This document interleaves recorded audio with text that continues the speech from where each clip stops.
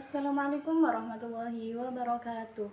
Pada kesempatan kali ini, perkenankan saya Atika Alia Vanisa NIM 20223011 akan mengajarkan kalian tentang langkah-langkah regulasi motivasi. Bagaimana langkah-langkahnya? Simak videonya.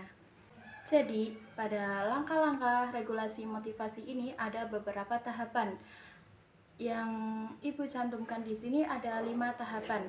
Yang pertama itu ada tahap kenali diri dan sumber informasi.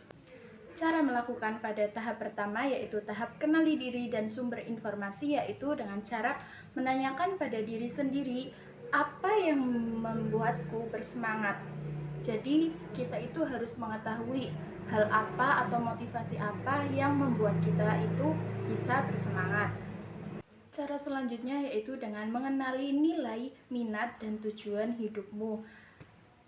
Pada yang kedua ini, kita harus mengetahui apa minat kita, tujuan kita mau kemana, arahnya kemana, kayak gitu. Yang ketiga itu ada membedakan antara motivasi intrinsik dan motivasi ekstrinsik, atau motivasi dari dalam diri kita sendiri dan motivasi dari luar, kayak motivasi yang dari orang tua, dari orang lain, atau motivasi yang bisa kita dapatkan dari quotes-quotes kayak gitu. Yang terakhir ada menulis alasan bagaimana atau mengapa kita itu yang kembali ke pertama itu, mengapa kita mengambil tujuan tersebut dan mengapa tujuan itu berarti bagi diri kita sendiri, begitu. Yang selanjutnya ada langkah yang kedua, ada tetapkan tujuan yang jelas dan realistis.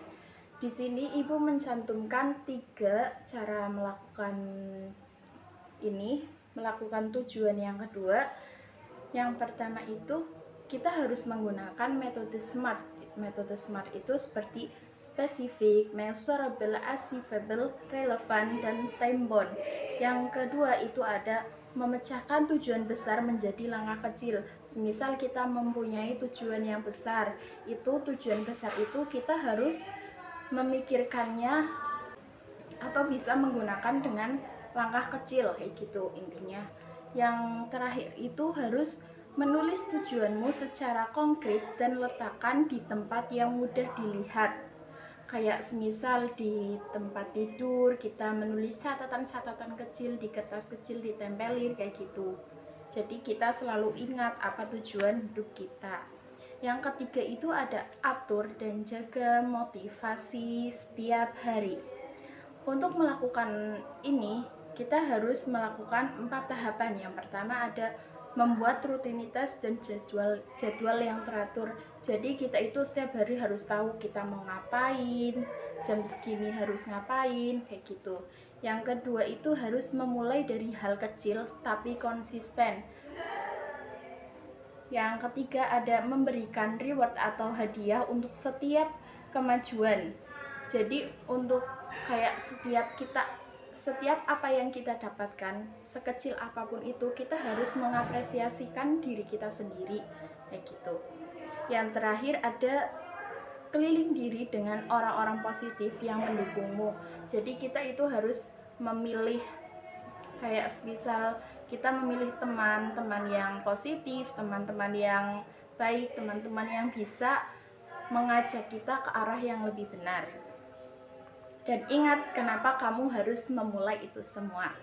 Yang keempat itu ada evaluasi dan sesuaikan. Di sini Ibu mencantumkan 4 tahapan. Yang pertama ada tinjau kemajuanmu secara berkala. Jadi kita harus mengetahui apa sih yang sudah kita lakukan dan apa yang kita sudah merasa itu yang kita lakukan itu sudah ada kemajuan, kayak gitu.